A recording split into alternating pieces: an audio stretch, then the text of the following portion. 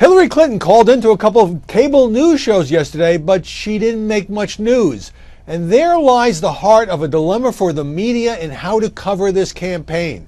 The reason that Hillary was overshadowed, shall we say, to pick a word generously, is that Donald Trump held his news conference at Trump Tower in which he defended the contributions that he had made, $5.6 million to veterans groups, ripped the press as sleazy, dishonest, making him look bad when, in his view, he was trying to, do a charitable thing. Of course, what the press was doing was part of its job, which was raising questions about whether he had, in fact, delivered all the money that he had claimed that he would provide to the veterans groups. And so Hillary Clinton, in phone conversations with CNN and MSNBC, that's an old Trump tactic, it's been going on for more than a year now, calling into various shows, of course was asked about Trump, and she said, well, the press kind of prodded him into doing it, and he doesn't really deserve much credit for this, and that became a paragraph in everybody's story. Here's a New York Times piece headline, News Networks Struggle to Provide Equal Airtime in the Era of Trump. He's got his own era now. One of the examples is from last week when Hillary Clinton gave a speech to a group in Las Vegas. CNN didn't cover it. Fox News didn't cover it.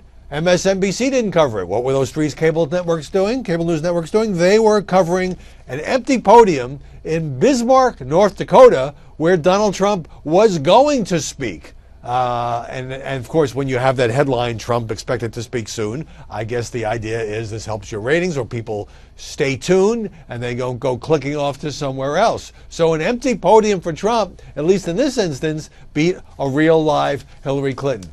Now, a lot of people out there think, well, the media just give Trump so much free airtime and it's so fair and they're just pandering and it's all about ratings. And clearly, ratings are a factor. But I've been arguing for more than a year now. Now, other media types are starting to broaden this conversation, that one of Donald Trump's strengths is that he knows how to seize the media agenda, how to drive the campaign conversation. For example, had he simply held a news conference at Trump Tower and said, okay, some of you doubted me, but here are all the groups, the veterans groups I've given money to, and not attacked the sleazy and dishonest media, that would have been a story that would have lasted for about a half a day, and the next morning, nobody'd be debating it.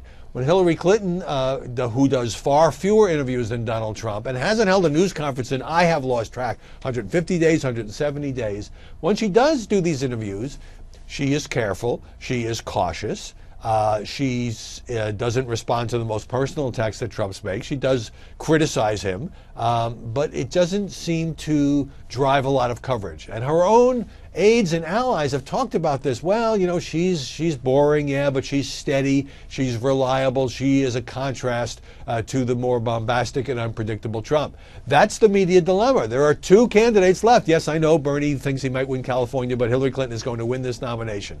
And yes, I know the conservatives are trying to get a third-party candidate, David French of National Review. Okay, we'll see how much attention he gets if he in fact does it. But you have one candidate who says he hates the media, who he says he despises the media, but he is brilliant at using the media. And then you have another candidate in Hillary Clinton who actually hates the press too, but doesn't say so publicly, but gives the press so much less access and is so much more challenged when she does do these interviews that it barely generates headlines. We want to be fair to both sides, but there's an imbalance in the candidates, their access and how they use the media. That is a real dilemma for this business.